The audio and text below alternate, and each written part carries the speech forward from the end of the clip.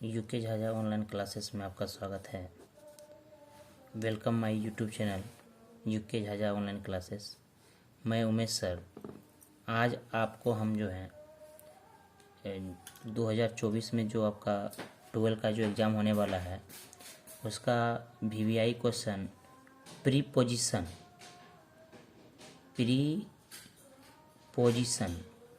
आपको हम बता रहे हैं। और यह प्रीपोजिशन जो है आपके लिए बहुत ही इम्पोर्टेंट है और जो आपके एग्ज़ाम में आने की संभावना है उसके बारे में हम चर्चा करेंगे और उसी के बारे में हम बताने का काम करेंगे। तो प्रीपोजिशन का जो अर्थ होता है कि प्रीपोजिशन, प्री का मतलब पहले और पोजीशन का मतलब होता है अवस्था। प्री और पोजीशन दो शब्दों से मिलकर प्रीपोजिशन का निर्माण हुआ है। तो प्री का मतलब पहले होता है और पोजीशन का मतलब अवस्था बतलाना, यानी किसकी अवस्था को यह बताएगा। तो ये जो होता है नाउन के बारे में थोड़ा बहुत आप लोग पढ़े होंगे। नाउन और प्रोनाउन ये दोनों की अवस्था को बताने का काम करता है। प्रीपोजिशन वैसे जगह इसका यूज किया जाता है जो नाउन या प्रोनाउन की अवस्था को बताने का काम करता है। तो जैसे मान लिया जाए कि एक टेबल है और इस टेबल पे एक कोई बॉल या बुक रखा हुआ है। तो टेबल पर बुक है, तो पर यानी कोई वस्तु इससे सटा हुआ है, टच है, तो टच में हम किसका प्रयोग करेंगे। कोई वस्तु ऊपर उठा हुआ है, किसका प्रयोग करेंगे। कोई वस्तु नीचे की ओर है, किसका प्रयोग करेंगे। तो इसके बारे में तो थोड़ा डिटेल आपको हम बताएंगे, नेक्स्ट वीडियो में आपको बताएंगे। लेकिन चलते हैं डायरेक्ट, क्योंकि एग्ज़ाम बहुत नज़दीक है। तो एग्ज़ाम नज़दीक इसीलिए हम आपको कुछ ऑब्जेक्टिव लेके आए हैं और ये ऑब्जेक्टिव आपके लिए बहुत ही उपयोगी होगा। तो चलते हैं पहला क्वेश्चन की ओर। तो पहला क्वेश्चन जो आपका है नंबर 1 जो क्वेश्चन है, राम राइट्स डैश ए पेन। राम राइट्स, राम लिखता है, राइट्स ए पेन। तो एक पेन से राम लिखता है। तो राइट्स का मतलब लिखना और पेन का मतलब कलम हो गया। ए पेन, एक पेन से लिखता है।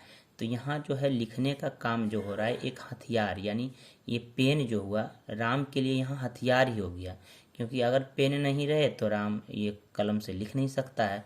तो हथियार के प्रयोग के लिए अगर आपके पास एक दे दिया विथ, एक दे दिया बाय, तो किसका प्रयोग करेंगे। तो हथियार के लिए हम जो प्रयोग करेंगे वह विथ का प्रयोग करेंगे। जैसे कोई चाकू से अमरूद काटता है तो विथ हो गया। कोई जैसे राम ने एक बाघ को मारा, तो राम किल्ड डैश ए टाइगर। राम ने बाघ को मारा। और सेम है आपका प्रीपोजिशन, ये है विथ और दूसरा है बाय। तो ये राम किल्ड ए टाइगर, यहाँ आप किल्ड बाय ए टाइगर, यहाँ राम किल्ड बाय टाइगर वो सुटेबल नहीं है। ना विथ लगा सकते हैं ना बाय लगा सकते हैं। लेकिन यही सवाल लिखा हुआ है Ram killed A tiger dash a gun. अगर ऐसा क्वेश्चन हो, अगर इसमें प्रीपोजिशन दिया हुआ है विथ और दूसरा दिया हुआ है बाय, तो ये गन जो लिखा हुआ है, गन एक हथियार है। और जब किसी काम के लिए कोई आप कुछ करेंगे तो उसमें जो होता है हथियार के लिए जो प्रयोग कर रहे हैं, तो वहाँ जो प्रीपोजिशन लगेगा वो होगा आपका विथ होगा। क्वेश्चन 2, क्वेश्चन 3 और क्वेश्चन नंबर 4 देखिए। क्वेश्चन नंबर 4 कह रहा है द प्लेन का मतलब हो गया कि हवाई जहाज। प्लेन फ्ल्यू उड़ा, द प्लेन फ्ल्यू उड़ा माई हेड यानी मेरे सर के ऊपर से उड़ा। तो इसमें हम किसका प्रयोग करेंगे। जब कोई वस्तु एक दायरे से दूसरे दायरे की ओर गुजर जाए और ऊपर की ओर हो, किसी से स्पर्श ना करता हो, यानी एक दिशा से दूसरे दिशा में चला जाए। एक है ऑन और एक है ओवर। तो याद रखिए ऐसे सिचुएशन में हम जो प्रीपोजिशन का प्रयोग करेंगे वो करेंगे ओवर, ओवर माई हेड। जैसे गंगा के ऊपर पुल है, तो गंगा के ऊपर पुल है तो एक दायरे से दूसरे दायरे होगा, तो एक दायरे से दूसरे दायरे के लिए जो हम प्रयोग करते हैं वो हमेशा करते हैं ओवर का प्रयोग करते हैं। इसलिए यहाँ जो प्रीपोजिशन का प्रयोग करेंगे वो आपका होगा ओवर। क्वेश्चन नंबर 5 है। क्वेश्चन नंबर 5 कह रहा है he has been reading dash 9 AM, यानी वह ही हैज बीन रीडिंग, वह पढ़ रहा है, पढ़ता आ रहा है 9 बजे से। तो 9 बजे से पढ़ता आ रहा है, और यहाँ ऑप्शन आपके पास है, एक है सिंस और दूसरा है फॉर। तो प्रीपोजिशन दोनों है सिंस और फॉर। तो सिंस का प्रयोग जो हम लोग करते हैं एक सर्टन टाइम के लिए करते हैं, अब फॉर का प्रयोग जो करते हैं अनसर्टेन। सर्टेन का मतलब होता है जब कोई समय निश्चित आपको बतावे तो आप सिंस का प्रयोग कीजिएगा, और अनिश्चित बतावे तो फॉर का प्रयोग कीजिएगा। जैसे मान लिया 9 बजे, तो 9 बजे तो निश्चित समय हो गया, 5 बजे निश्चित समय हो गया, 3 बजे निश्चित समय हो गया, 12 बजे निश्चित समय हो गया। लेकिन कह दिया कि 2 घंटा से पढ़ रहा है। 2 घंटा से पढ़ रहा है मतलब कितना, कौन 2 घंटा से पढ़ रहा है, इसके बारे में आपके पास कोई चर्चा नहीं है। तो उस सिचुएशन में आप वहाँ जो प्रीपोजिशन का प्रयोग करेंगे तो वो लगेगा आपका फॉर। लेकिन यहाँ कह रहा है कि 9 बजे, यानी घड़ी में जो 12 जो समय होता है 12 घंटे, उसमें 12 घंटे जो सूचित किया जाता है तो उसमें से 9 एक ही समय है, 9 बजे।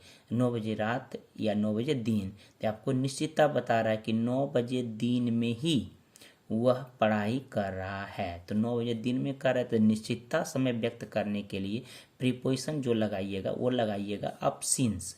क्वेश्चन नंबर 6, क्वेश्चन नंबर 6 कह रहा है एक केट। जितना भी क्वेश्चन आपको हम बता रहे हैं, और आशा करते हैं कि 2024 में जो क्वेश्चन आएगा आपका बिहार बोर्ड में वो एकदम सूटेबल और ऐसा पैटर्न ही रहेगा, इससे ज़्यादा कुछ हो नहीं सकता है। A cat has a cat fallen fallen dash गिरा, ए केट गिरा डैश द वेल। यानी कहीं कहीं फेलोन तो कहीं कहीं जंप भी देता है, JUMPD, jump dash the well. और यहाँ दे दिया इन और दे दिया इनटू। तो इन और इनटू का प्रयोग पहले ये थोड़ा समझ लीजिए कि इन और इनटू का प्रयोग हम कहाँ करेंगे। तो इन और इनटू का प्रयोग कहाँ करें, इन का प्रयोग होता है जब कोई बड़े स्थान हो तो इनका प्रयोग, या जब कोई निश्चित दायरा में, जब कोई किसी के अंदर कोई निवास करता हो, जब किसी के अंदर कोई वस्तु पड़ा हुआ हो तो वहाँ इन का प्रयोग करते हैं। जैसे बाल्टी में पानी है तो इन लिखिएगा, कलम में स्याही है तो इनका प्रयोग होगा। लेकिन जब कोई गति में कोई चीज़ प्रयोग कर जाए किसी में तो वहाँ प्रीपोजिशन जो लगता है इनटू। यानी जैसे कुआं में गिरा, तो कुआं वेल का मतलब कुआं। एक कैट फॉलन गिरा, कहाँ गिरा भैया, जंप कूदा, तो कहाँ कूदा, वेल में कूदा, कुआं में कूदा। तो कुआं में कूदा तो गति में कूदा, गति में कूदने के लिए प्रीपोजिशन जो प्रयोग करेंगे वो इनटू का प्रयोग हम लोग करेंगे। क्वेश्चन नंबर 7, क्वेश्चन नंबर 7 चलिए, क्वेश्चन नंबर 7 कह रहा है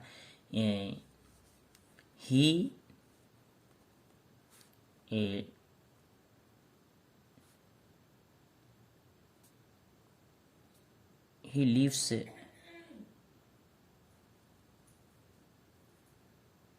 लिव्स द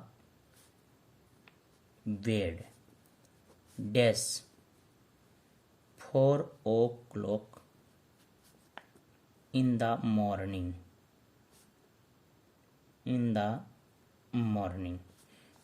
वह क्या किया, छोड़ दिया अपने बेड को, उन्हें बेड को छोड़ा, बिछावन जो सोया हो तो छोड़ दिया 4 बजे सुबह। 4 बजे सुबह वो उठ गया बिछावन पर से।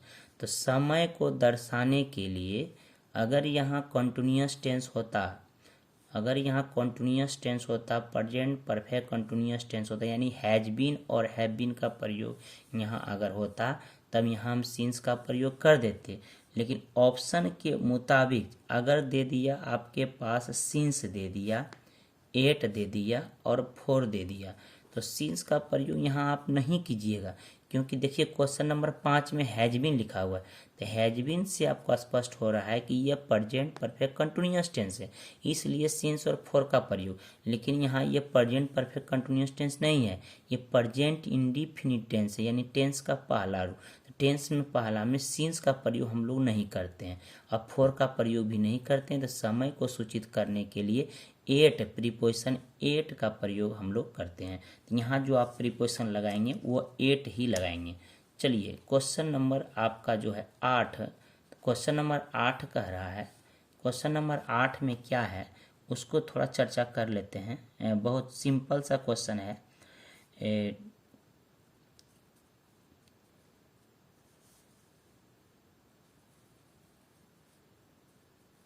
अमर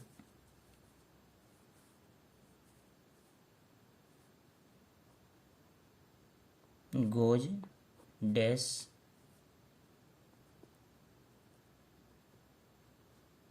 हावड़ा। टू है, इन है और बीत है। कहीं जाने के लिए, आप कहीं जा रहे हैं और जाने के लिए प्रीपोजिशन जो लगता है वो टू लगता है। कहीं से आप आ रहे हैं, यानी एक स्थान से दूसरे जगह आ रहे हैं, तो वहाँ प्रीपोजिशन फ्रॉम लगता है, फ्रॉम लगता है। तो यहाँ जाने के लिए प्रीपोजिशन जो लगाइएगा वो प्रीपोजिशन हो जाएगा आपका टू, प्रीपोजिशन टू लगा सकते हैं।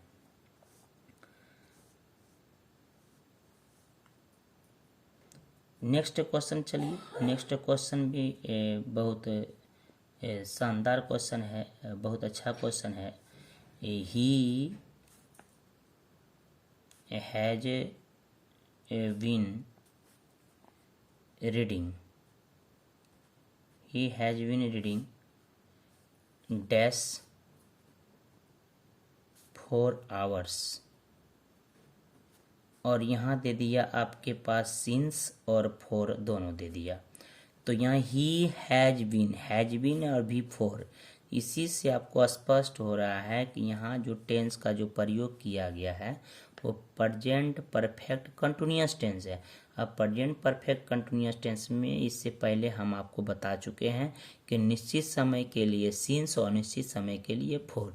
तो यहाँ 4 घंटा लिखा है, तो कौन 4 घंटा से वो पढ़ रहा है इसका कोई आता पता नहीं है। अब जब नहीं आता पता है तो यहाँ प्रीपोजिशन जो लगाइएगा वो आपका फॉर होगा। कभी भी सिंस का प्रयोग आप नहीं करेंगे, भूल से भी नहीं करेंगे, ध्यान रखिए हमेशा ही बात को। क्वेश्चन नेक्स्ट है, क्वेश्चन नेक्स्ट कह रहा है द फ्रॉग, फ्रॉग का मतलब मेढक होता है। The frog fail dash the well. The frog, मेढक जो है गिर गया कुआं में। इन और इन टू है, तो गति को दर्शाने के लिए प्रीपोजिशन जो प्रयोग करेंगे हम लोग इनटू का प्रयोग करेंगे, कभी भी इनका प्रयोग हम नहीं करेंगे। जी हाँ दोस्तों, आपको अगर यह वीडियो अच्छा लगे तो मेरे चैनल को एक बार ज़रूर सब्सक्राइब कीजिएगा। हम आपको लाजवाब वीडियो लाते रहेंगे। जब तक आपका एग्ज़ाम ख़त्म नहीं होता है तब तक आपको हम बारीकी ढंग से जहाँ तक होगा हम आपका सॉल्यूशन करते रहेंगे। तब तक के लिए जय हिंद।